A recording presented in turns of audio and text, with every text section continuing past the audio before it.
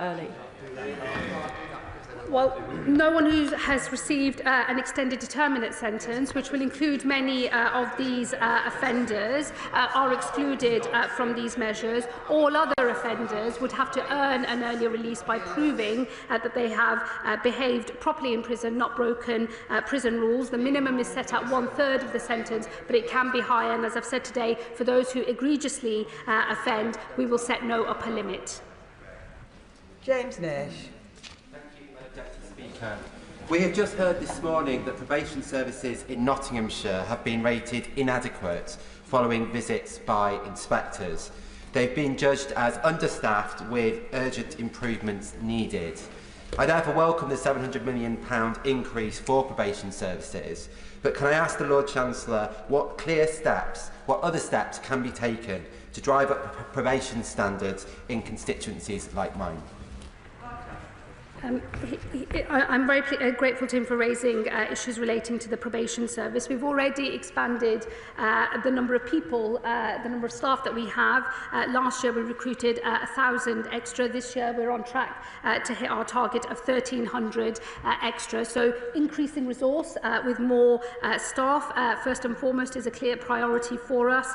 Investing in technology to help the probation service be more productive. We've already funded programmes and pilots looking at AI tech designed to decrease the amount of file work that probation officers have to do in order to allow them to have more time to do the thing that only a human can do, which is spend time with the offender in front of them, come up with a proper plan to reduce their reoffending and therefore keep the public safe. Yeah. Callum Miller. Thank you, Madam Deputy Speaker. I very much welcome the Lord Chancellor's statement today, and I know that victims and survivors of domestic abuse and sexual violence in my constituency will do so as well. I thank her and her ministerial colleagues for cross-party working, including with my honourable friends from Eastbourne and Twickenham. I want to ask two questions relating to that. On the domestic abuse recommendations and the application of domestic abuse at sentencing, will the Lord Chancellor consider whether it is possible to tag those offences retrospectively as well as at sentencing looking forward? And I welcomed her remarks on transcripts and transparency. In the light of the pilot around transcripts for sexual violence and rape, will she consider whether it could be included that the entire transcript, not just the transcript of sentencing for these cases, could be included in that pilot?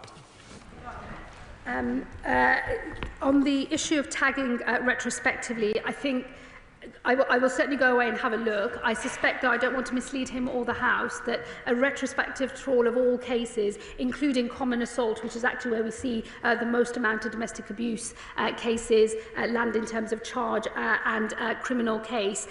I think that might be beyond where we are able to get to with the data available to us and the time that that would take. But going forward, we will absolutely try to capture exactly those cases, so not just domestic abuse connected offences, but other offences like common assault, which we know have taken place in a domestic abuse context. They will all be flagged and proper data kept going forward. On transcripts, the availability of sentencing remarks is what is currently available for other types of victims in murder cases and so on, and it's the extension of that to victims of rape and serious sexual violence. I just repeat the point I made earlier. I believe in a transparent justice system. I would like to be in a position where actually we are using AI technology not just to make sentencing remarks available, but we're thinking about broadly what happens in courts and transcripts more widely. The thing that inhibits us is cost. We are trying to take out that cost by looking at AI models, but we can't proceed with anything unless we are absolutely certain about its accuracy, because he will, I'm sure, appreciate a document purporting to be a record of what was said at court needs to be bang on. Douglas McAllister. Thank you, Madam Speaker. I welcome the fact that this government is getting on and building the largest prison expansion programme since the Victorians. Labour government in action, fixing the Tory prison crisis once and for all. Can I ask the Minister, however, to learn from the SNP Scottish Government's abject failure? The new Berlin-Glasgow prison project, delayed again, now won't be ready until 2028. 9 years late, and the cost has soared from £100 million to a staggering £1 billion for one prison. Will we learn lessons from SNP failure? Well, I thank my honourable friend for his intervention. let me tell him that we've already learned the lessons of the Tory party's failure. I'm very sorry to hear about the situation that he describes in Scotland, but the Conservative Party's failure on prison building stemmed from two things. They could not get past their own backbenchers, and so the planning delays added billions to the cost of prison place expansion, and then they didn't make the funding certain and available in the amount that was needed in order to stimulate the funding at the rate required. We have reversed both of those things. We've made £4.7 billion available, and we made it very clear planning will not get in the way of prison building. John Glenn. Thank you, Madam Deputy Speaker. Several years ago, I was a magistrate in Westminster. My father was a magistrate in North Wiltshire. And we lamented a great deal where we put people into prison, and we found that there was a whole list of antecedents every time, and it recurred all the time. Could the Minister tell the House what assurances she can give us around prison education, rehabilitation programmes and regular work programmes, that we will avoid this pattern of, with good intentions, prescribing solutions that don't work, that cost a lot of money, and actually leave the public pretty dissatisfied with the justice system? Look, I thank the honourable member for his question. Let me pay tribute to him, to his father, and to magistrates all over our country. They do an incredibly valuable job in keeping our justice system going. And in fact, magistrates deal with 90% of all criminal cases in our country. Let me just say to him on the issue of what he's really referring to as prolific offending, those people that keep coming back, cycling in and out of the system. The review recommends, and we will take this forward, and I will set out more proposals as we bring legislation forward, that we switch to a model of intensive supervision courts where a judge is in charge of making sure that a treatment programme is being adhered to. The early pilots in this country, and in fairness they were started under the previous government, those early pilots have shown very, very positive progress in helping those offenders turn their lives around and break the cycle of addiction or mental health problems that often lead to prolific offending. We will build on that work. Excellent.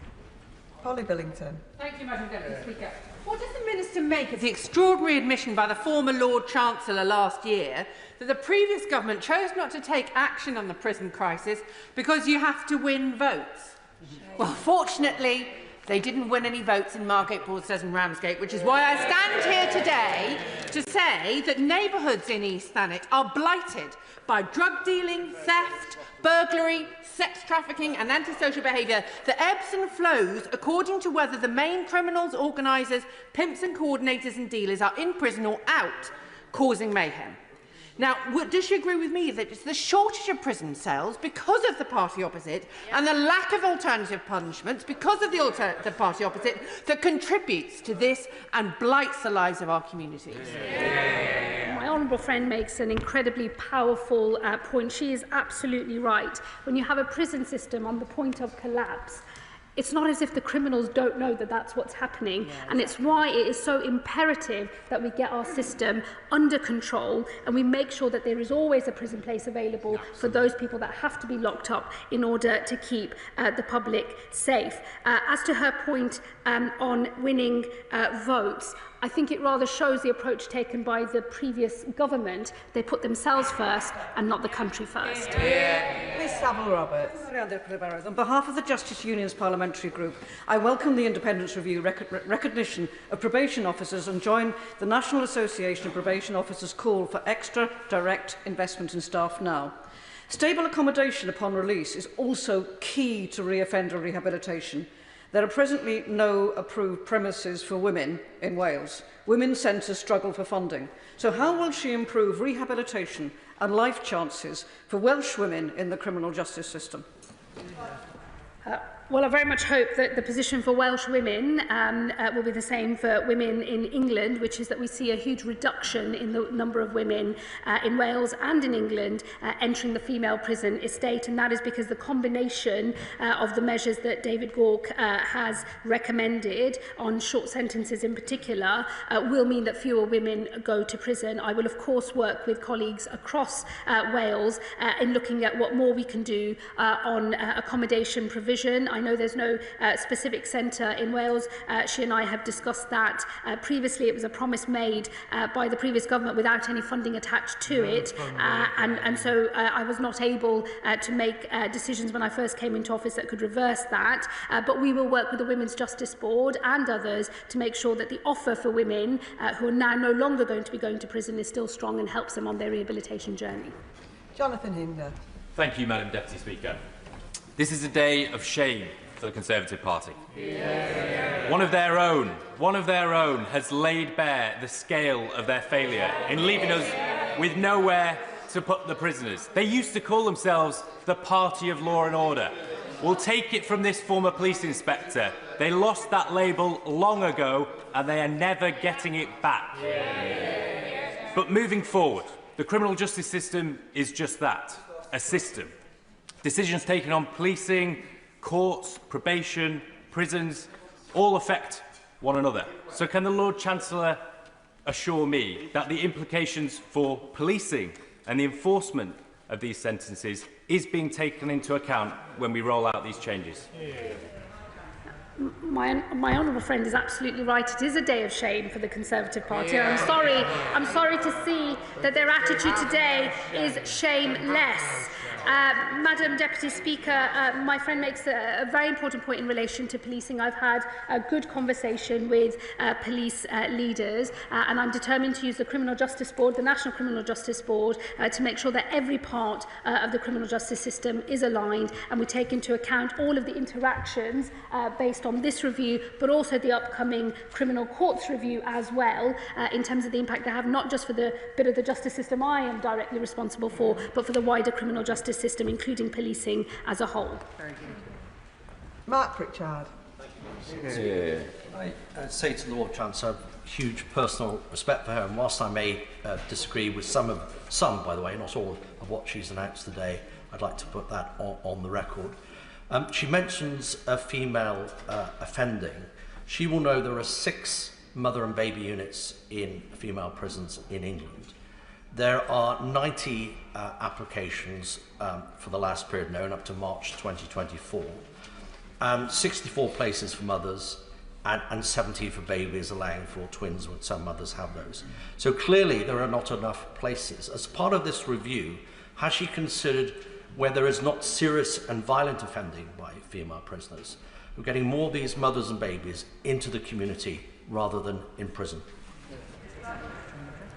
Well, let me thank him for his remarks of personal respect, and it is shared from across this House, and I thank him for that. I also thank him for the important issue that he raises. Look, I hope to move to a position where the combined impact of the changes in this review and also the work that we are doing with the Women's Justice Board means that we see a huge drop in the number of female prisoners, and I'm particularly keen to ensure that pregnant women, mothers of young children, are not anywhere near our female prison estate in the future. Of course, for serious offenders, we will always need to make sure that prison is an option, but for the vast majority of women, they go to prison on short sentences for much less serious offences, and we need to turn that around. Chris Webb. Thank you, Madam Deputy Speaker. Under the previous Conservative government, foreign criminals in our prisons rose to the tens of thousands shamefully. Can the Lord Chancellor outline to my constituents of Blackpool South what we're doing to deport these foreign criminals from our prisons as quickly as possible to free up those vital prison spaces? My honourable friend is absolutely right. What we are doing is we are deporting at a faster rate than the previous government. We have accepted the review's recommendations to drop the threshold for early removal from this country from 50% of the custodial sentence to 30% of the custodial sentence, and we are going to work up urgently with the Home Office a plan for those who are sentenced to less than 3 years being deported as quickly as possible after sentencing itself. James Wilde.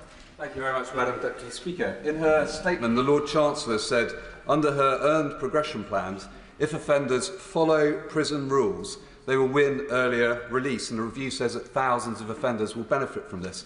Can she explain to my constituents why simply following the rules means serious offenders would only serve a third of their sentence? Where's the punishment and victims' interest in that approach?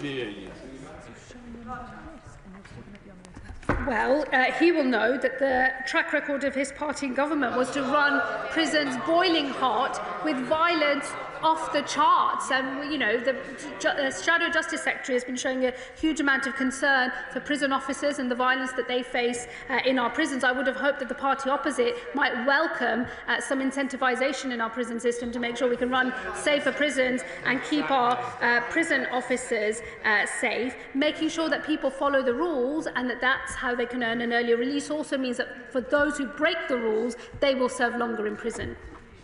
Andrew Pegs. Well, thank you. Thank you, Madam Deputy Speaker, and can I thank my right honourable friend for her statement and her razor-like focus on fixing the broken justice and prison system this government inherited. Can I welcome the £700 million to help rebuild probation services and ask a question around rehabilitation and making community punishment pay? I think many people in my constituency will welcome a focus on community punishment being used to do the jobs around fixing potholes and rebuilding some of our services that are needed locally. But equally, I want community punishment to pay by breaking the cycle of reoffending. Can you tell us more about how this programme will actually get businesses into prisons, apprenticeships into prisons, and give young people, particularly young offenders, a way out of this cycle so we can stop them being in prison the second and third time? My honourable friend raises a really important point. It's why this government has already rolled out employment work councils where prisons link up with employers in their region and try to make sure that there is jobs and training available for offenders leaving prison. We know that being able to work is a really important part of driving down reoffending, and that's a priority for this government. And of course, unpaid work is a very visible way of offenders making reparations to the communities that they have harmed. And so in our eyes, it has that as the primary focus. But of course, the discipline of doing that work can help for those offenders who are far away from the world of work at least get closer to it. Jess Brown-Fuller. Thank you, Madam Deputy Speaker. The government's plans lay out an expectation that they'll be able to manage ex-offenders in the community under intensive supervision. A probation officer in my Chichester constituency recently told me she was told off by her bosses for spending too long with offenders when she was booking just 15-minute appointments. So can the Lord Chancellor tell me when the promised investment will actually reach frontline probation services, and can she guarantee it will be enough to ensure public safety and actually reduce reoffending? Well, let me reassure her this is a huge uplift in funding for probation. It's a £1.6 billion budget as it stands, and it increases by up to £700 million by the end of the spending review period.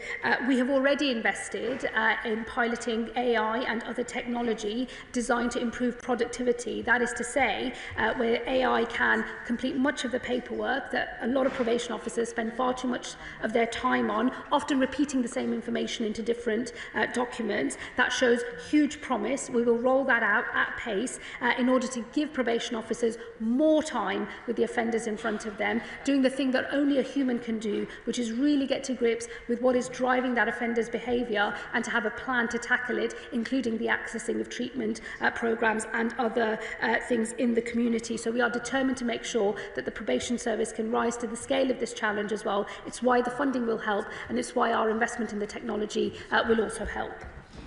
We do have a number of members still to try and get in. If people could remember to keep their questions and their answers short. Jonathan Brash. Thank you, Madam Deputy Speaker. Location and curfew restrictions using electronic tagging to stop hyper-prolific offenders from going anywhere near a place that they could reoffend, a requirement to engage in mental health, drug and alcohol treatment, including the use of sobriety tags to address the cause of criminality, putting offenders back to work, cleaning up the communities they've harmed, chemical castration for sex offenders, the speeding up of foreign deportations, and the largest prison expansion ever. Will the Minister agree with me that this is about putting victims and the public first? My honourable friend is absolutely right. This government is determined to clean up the mess left by the last Conservative government, to put victims first, to cut crime and make our communities safer. John Cooper. Thank you, Madam Deputy Speaker. Scotland, under the yoke of the SNP, already has a presumption against short sentences, and now the new Scottish Commission looking at sentencing and penal policy has been accused of being packed with activists determined to keep criminals out of jail. Why is the Lord Chancellor here following this lead and failing to put victims at the heart of the justice system? Well said, John. What absolute rubbish, I'm sorry to say. I'm not taking any lessons from him or the SNP. This is a programme for England and Wales that I'm directly responsible for, and we're going to make it work. Hear, hear. Go White. Thank you, Madam Deputy Speaker. When a previous government fails to take responsibility for the crisis they've caused, then they deserve a life sentence on the benches opposite. Yeah. I wish to take this opportunity to welcome the current construction of a new prison wing at Ranby Prison in my constituency. And it has been done by workshop-based Lane O'Rourke, who are specialists in modern methods of construction. And they are very much involved in many other construction projects across the country. If the Minister is seeking more sites for new prisons, could I propose Crown-owned land across the road from HMP Ranby, and we very much welcome the new prison there. I shall take her early bid for further building in her constituency under advisement immediately. Blake Stevenson. Thank you, Madam Deputy Speaker. Under these proposals, foreign criminals will be deported after serving 30% of their sentence, and I appreciate that this is an improvement. The public want them to be deported right away. Does the Lord Chancellor? Look, I think that immediate deportation, which the review recommends in relation to sentences under 3 years, or immediate deportation meaning as quickly as possible, because you still have to detain people before you can get them on a plane and back to their own country of origin. That is something that we're going to work up proposals with the Home Office on. And then for more serious offenders over 3 years, we are going to bring that threshold down from 50 to 30%. Josh Fenton-Glynn. Thank you, Madam Deputy Speaker. I thank the Right Honourable Member for her statement today. It's a sensible response to the over-incarceration and prison places crisis. But can my honourable friend assure my Calder Valley constituents that notwithstanding these changes, the underreported and under-prosecuted crimes such as violence against women and girls will continue to be prioritised by this government? Absolutely. This government is going to make sure that we are running a prison system that is sustainable and not on the point of collapse, so that we can make sure that dangerous offenders in this country are still being locked up, and we will make progress on our broader mission to halve the levels of violence against women and girls over 10 years. Tessa Mons. Thank you, Madam Deputy Speaker. I welcome the Lord Chancellor's statement and the work that David Gauke has put in to inform everything that's happening today. As a member of the Justice Committee, I'm looking forward to seeing him before us shortly. Can I see clarity referred to as the so-called medication to manage problematic sexual arousal? And can she place the current research and conclusions that are available so far in the library so that we can all have information to understand what is involved in the data on which she and David Gauke have relied? I'm very happy to make sure that the evidence is available. What I would say to her is that the very small-scale pilot that I inherited had been running for some time without anybody really paying a huge amount of attention to it. The evidence from other jurisdictions where this is being rolled out a bit more widely is stronger, but our rollout, and I want to get to a national rollout, will start with 2 extra regions, 20 more prisons, and we will build the evidence base. We want things that work, but I do believe that the combination of chemical suppressants with psychological interventions can help with a cohort of particularly difficult sex offenders.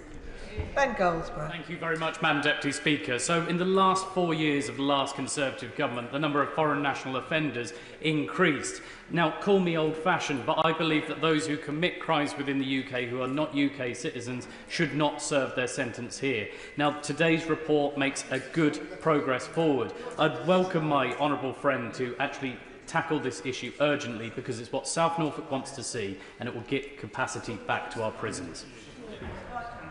My honourable friend is absolutely right. We're already deporting more foreign national offenders than the previous government. We are taking forward the measures from the Gauke review to speed up and get more foreign offenders out of our system and back into their countries of origin. Charlie Dewhurst. Thank you, Madam Deputy Speaker. Now, I wholeheartedly support my honourable friend, the member for Mid-Bedfordshire, on his call for the immediate deportation of foreign criminals. But what is the Lord Chancellor doing to ensure that the courts are not holding up these deportations and that once deported, these criminals are never allowed back on these shores?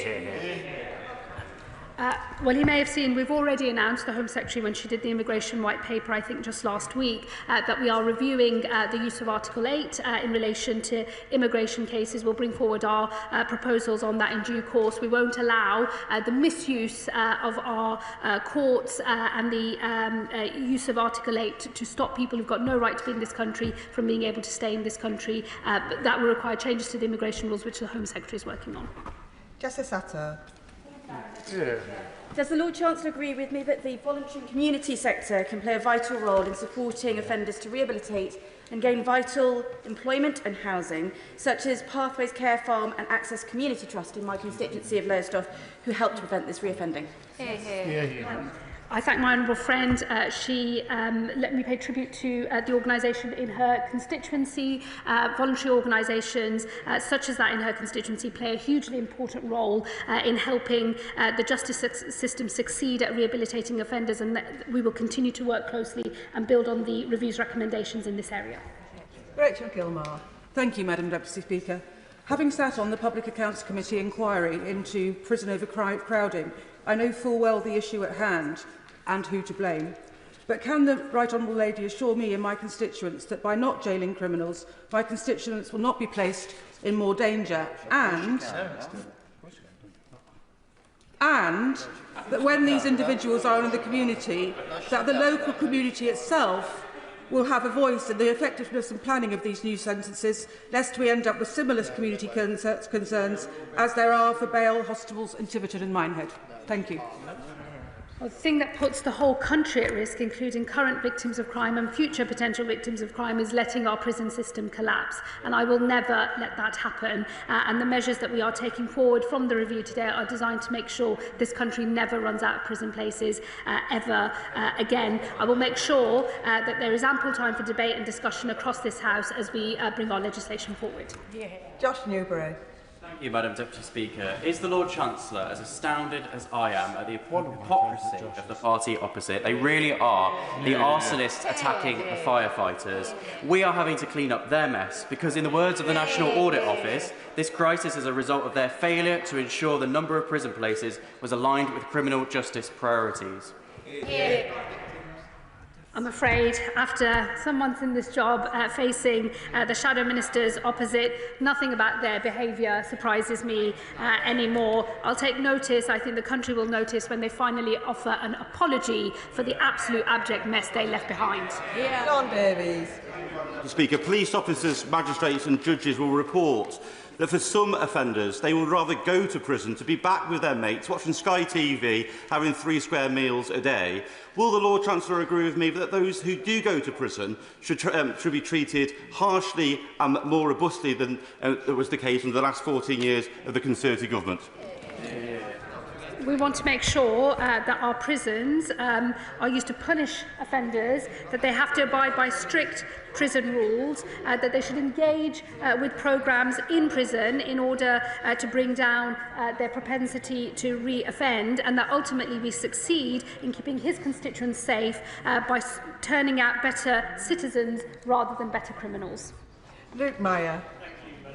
Speaker, I think there are thousands of decent, moderate Conservatives all across the country who will have seen the ridiculous spectacle today of the opposition denigrating David Gauke, of all people, on the prison system. The review was absolutely clear that short sentences are driving reoffending, with 60% reoffending within the year. So can the Minister set out the steps she will be taking to cut crime and create fewer victims?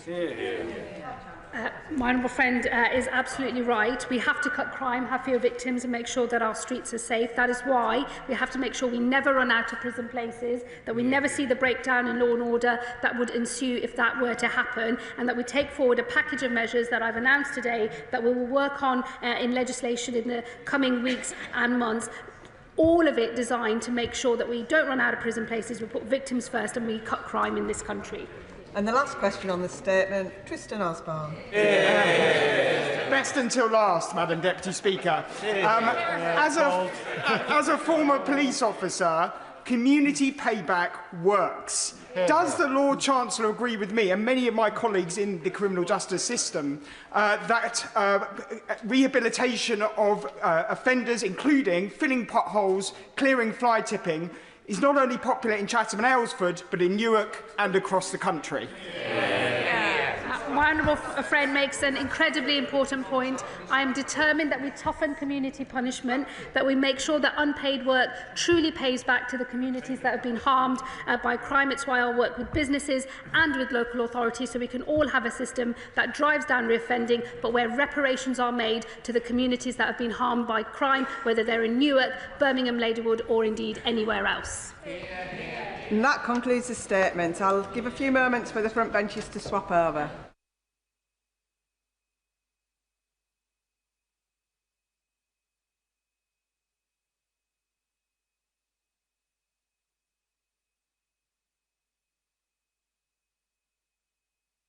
Business statement, Leader of the House.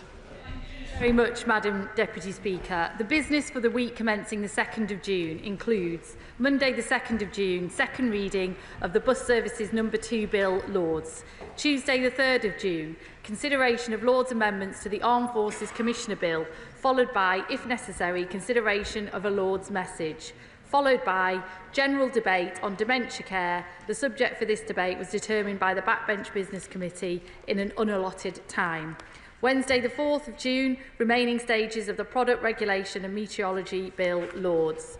Thursday the 5th of June, debate on a motion on high street banking closures and banking hubs, followed by debate on a motion on safety regulations in the construction and planning of battery energy storage sites.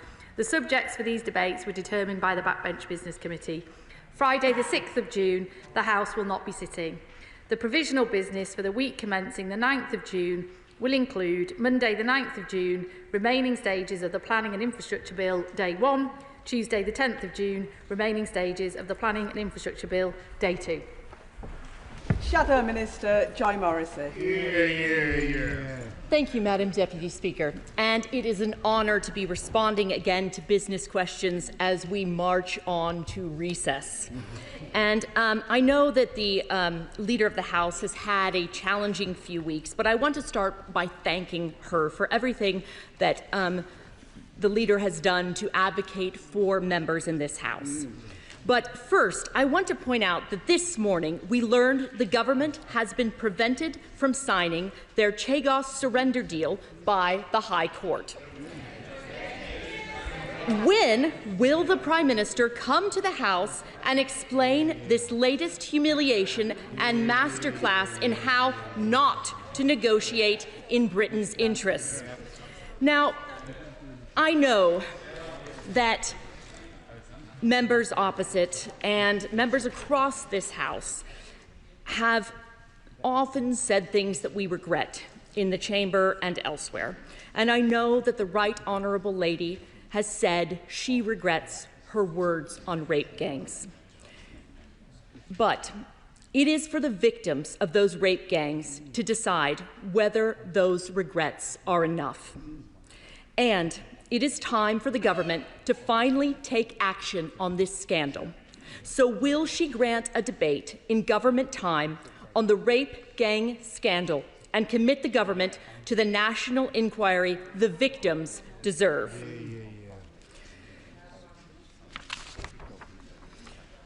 Now, I spoke last time in business questions and asked the Leader of the House to ask the Chancellor to U-turn on her disastrous economic policies. Since then, things have got even worse. This week, inflation that they inherited at 2% from the last government has surged to 3.5%. Today, public sector net borrowing hit £20.2 billion, the fourth highest figure for the month since records began.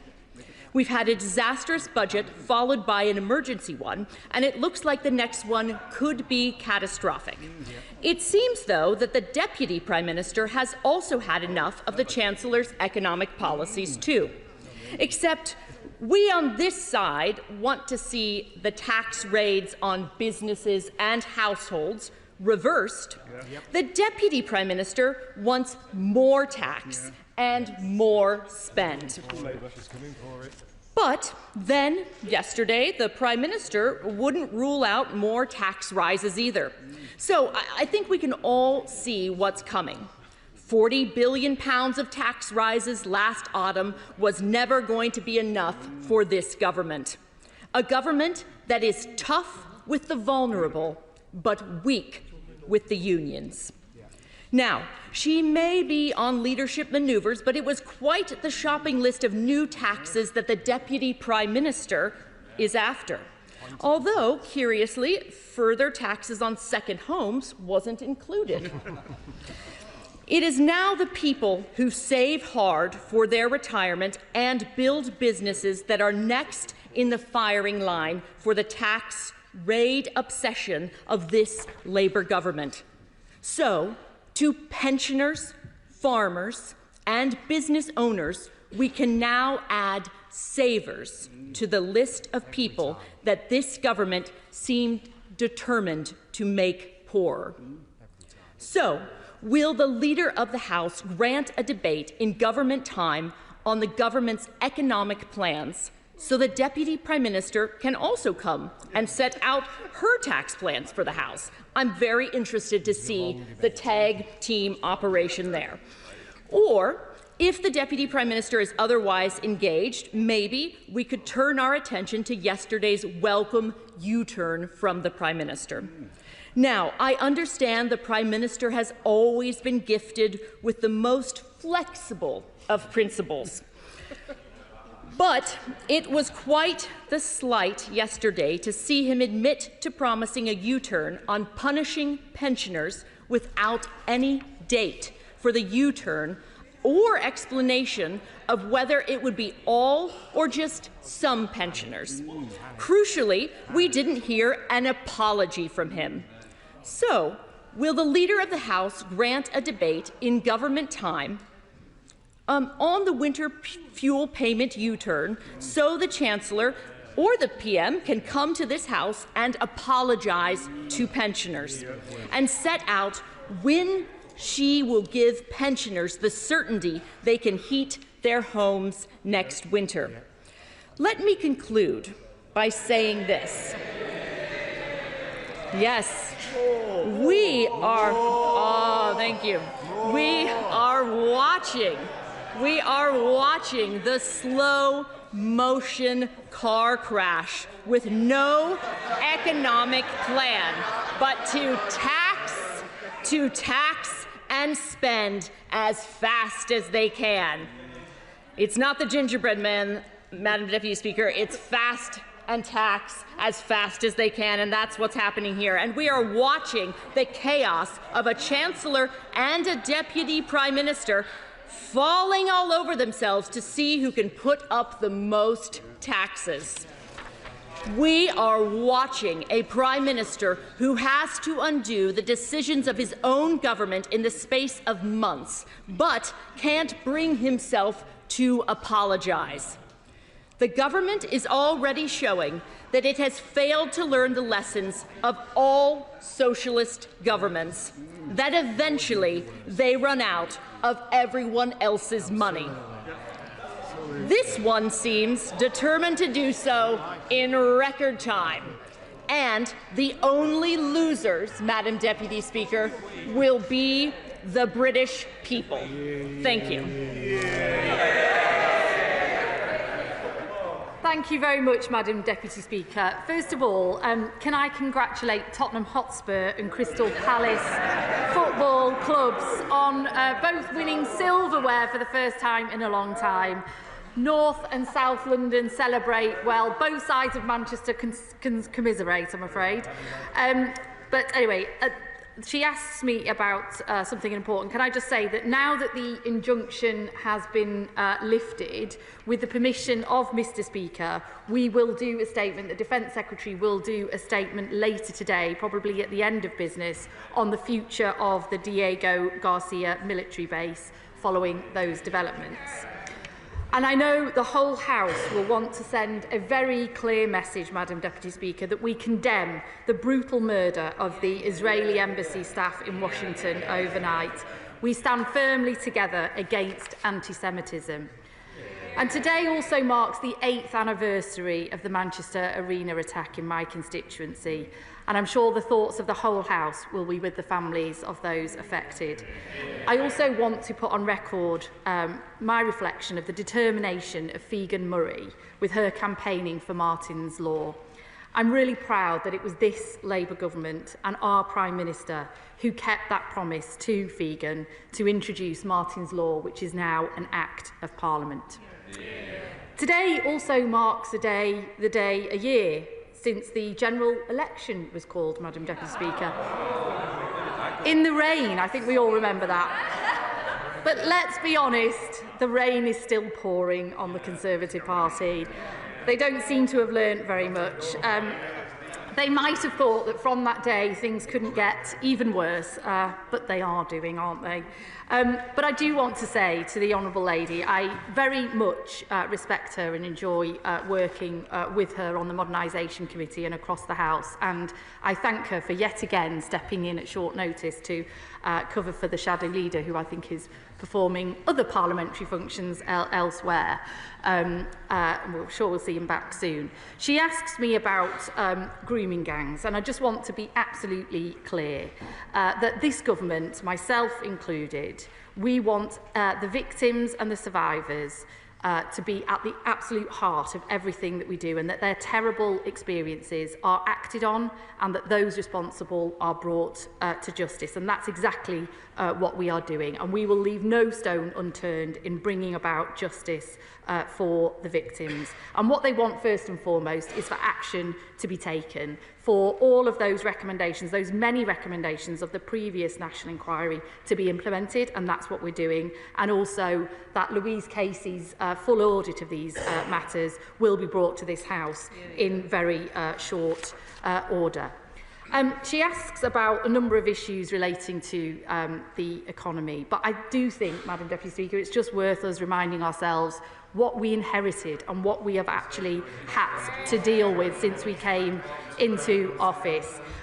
We had to fix the gaping hole, and they don't want to talk about it, the gaping hole that their party left in the public finances. Pay deals on desks but unfunded. Billions of pounds on asylum hotels not accounted for. All the reserves gone in July of the financial year. New hospitals, nothing more than a work of fiction. And that's why we had to come in and fix the economy and get economic stability back into the economy. Because those who pay the heaviest price when the economy crashes and when markets lose confidence are those on fixed incomes, like pensioners and the poorest in society. And it's also the value of people's pensions that fall as well. So we've acted on the £22 billion black hole, and we've got the economy going again. And they don't like to hear it, but that's exactly what we're doing. Growth is up. Interest rates have been cut 4 times since the general election. 500,000 more people have moved into work since the general election, and the UK is now the fastest growing European economy in the G7. And real wages have gone up for the first time in a decade after the party opposite left living standards fallen for the first time in our history over their Parliament. So we are fixing the mess that they left behind. And she asks about winter fuel as well. And as the Prime Minister made clear yesterday, now that the economy is showing those signs of recovery because of the actions that we've taken, we want to look at that threshold, because first and foremost, we want to make sure that people feel the benefits of that economic growth and that they've got more money in their pockets, and that includes pensions as well. However, we won't be making spending commitments without saying where the money's coming from, and it's absolutely right that those decisions are made in a future fiscal event, as the Prime Minister said yesterday. But, Madam Deputy Speaker, a year on from that rainy day on Downing Street, it couldn't be clearer, could it really? Because the Conservative Party really are having an existential identity crisis. A year on from their worst defeat, they're still going backwards. They don't know who they are anymore. They don't know what they stand for anymore, and they just don't know what they're even doing. They once proudly stood for free trade, and now they're against any trade deals. They used to claim to be the party of business, but in opposing our agreement with the EU, they're setting themselves against the FSB, the CBI, the British Chamber of Commerce, Hospitality UK and the Food and Drink Association. They were once for levelling up and reindustrialisation of the North, but now they're against new energy infrastructure and the jobs of the future.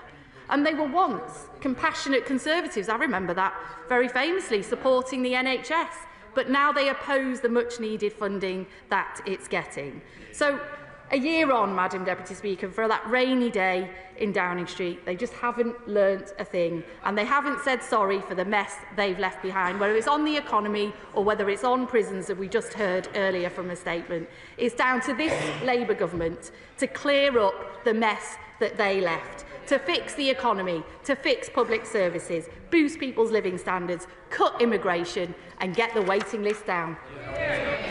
John Trickett. Thank you very much, ma'am. Can I associate myself first with the comments repudiating anti-Semitism from my honourable right friend, the leader. In South Emsall, in my constituency, there is a clay pit where they've been working for 14 years, 4 years after the licence expired. Last year, an enforcement notice was taken out by the Environment Agency, and now we hear there are multiple breaches of the licence, but nothing has yet been done to close that operation down.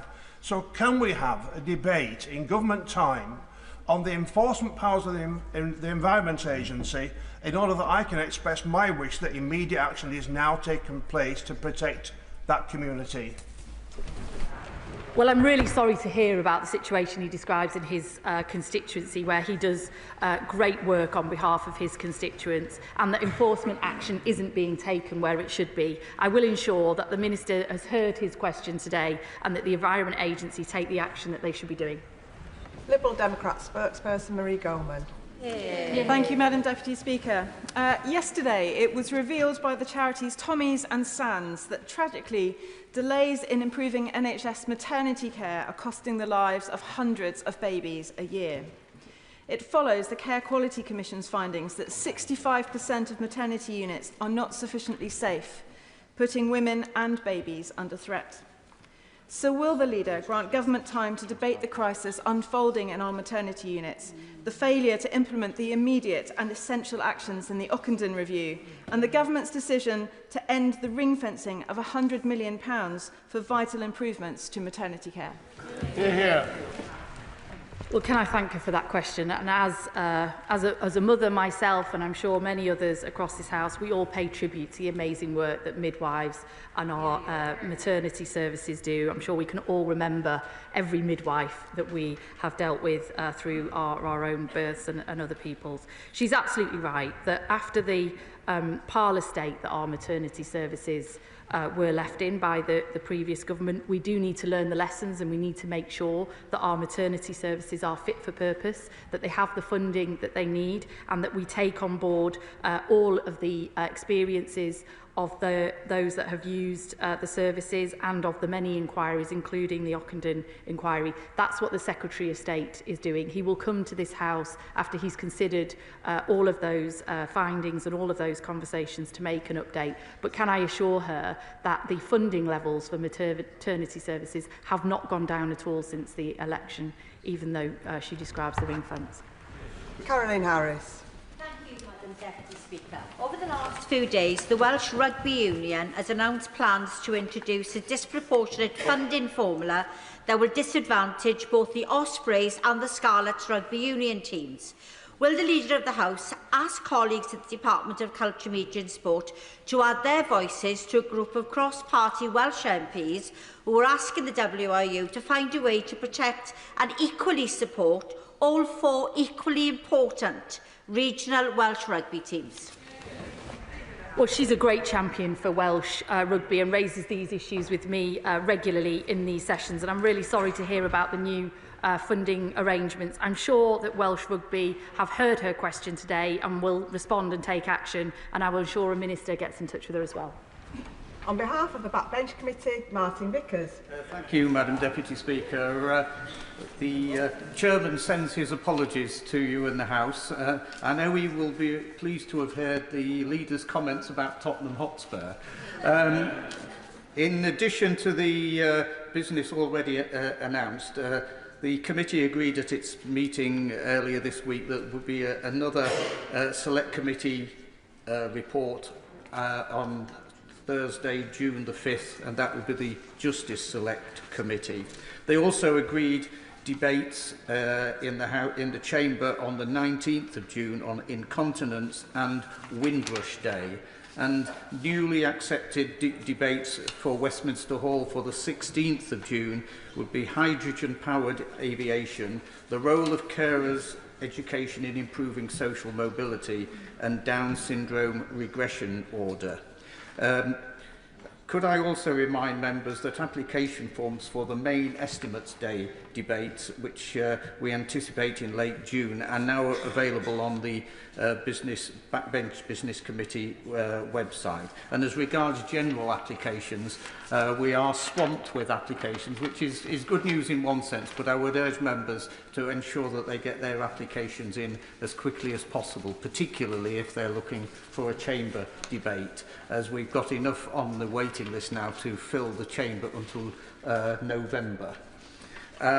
Moving on, Madam Deputy Speaker, last week I was privileged to meet some teenagers from the Teenage Cancer Trust who were in Parliament following submitting a letter into the Department of Health and Social Care.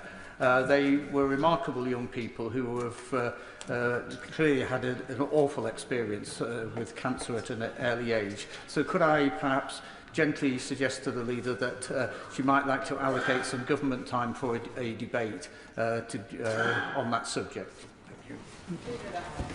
Well, can I first of all thank the Honourable Gentleman for stepping in for the Chair of the Backbench Business Committee, who I understand is still out celebrating in Bilbao and might eventually make his way back when he's finished celebrating, hopefully, and we'll look forward to seeing him after recess. And could I also pay tribute to the Honourable Gentleman for all his work that he does in business questions and elsewhere in raising the issues around British Steel and many of those issues in his own area of Scunthorpe. He raises a really important issue of teenage cancer, and I know that many of us have met those young people who are living with cancer and are getting treatment from cancer. I know the Secretary of State is particularly committed to these issues, and I'm sure he will be updating the House regularly. Clive Efford. Thank you, Madam Deputy Speaker.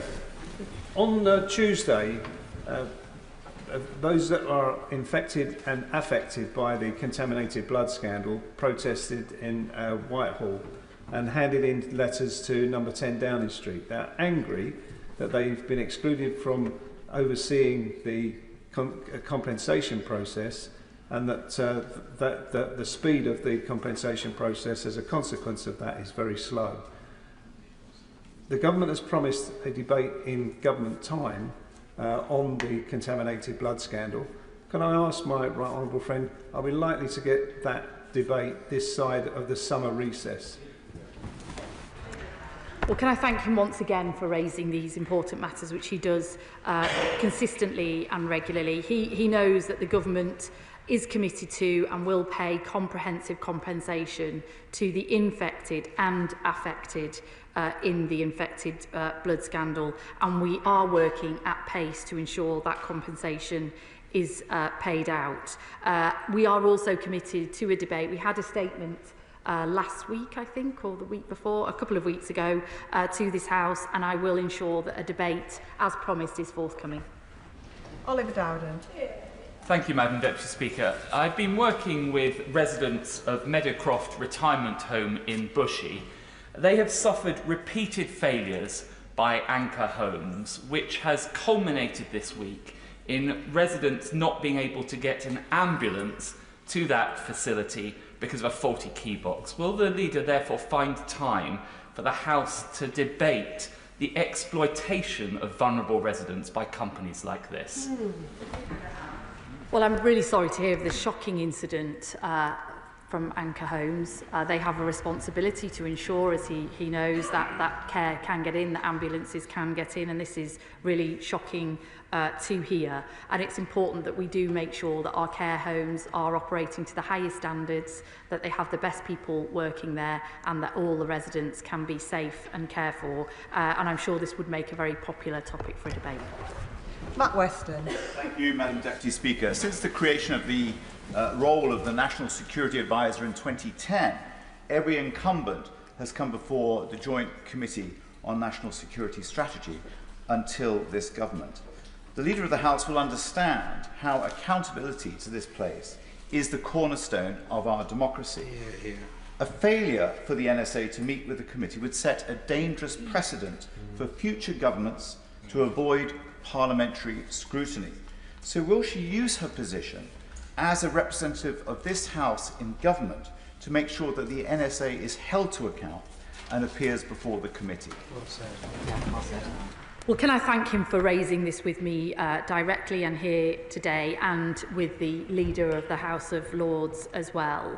And I will respond to him properly shortly as well. But we do take accountability very seriously indeed, and I will ensure that the committee is updated on the government's work to protect UK national security, and that relevant people are able to come before the committee to be scrutinised.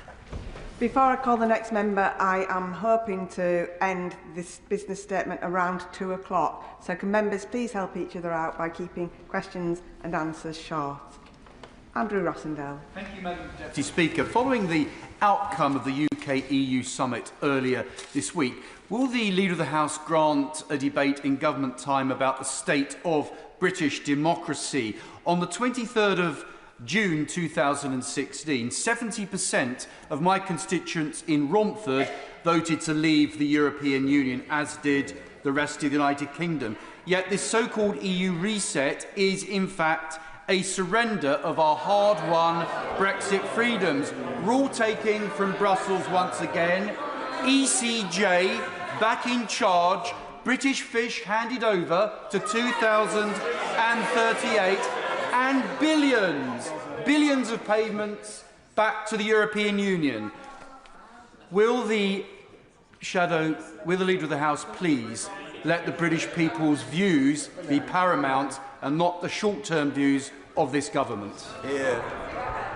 Well, I think what people voted for in the referendum was to leave the European Union, but to retain many benefits of trade and cooperation, which his government failed to negotiate in the aftermath of that referendum, and this government has brought about. And he can't have it both ways, because one of the promises that his government made was that leaving the EU meant we could do lots of other free trade deals with other countries. That's what this government has delivered. A trade deal with India, unique and unprecedented, and a trade deal with the US as well. So we can't have surrendered ourselves to the EU if we're getting those trade deals at the same time as securing the benefits. And he will know that in actual fact what has happened since we've left the EU is that we've had to adopt all the standards and regulations from the EU in order to continue trading with them, but we've had absolutely no benefit from doing that. And now we've got those free trade benefits as well as doing that. So I'm sorry to say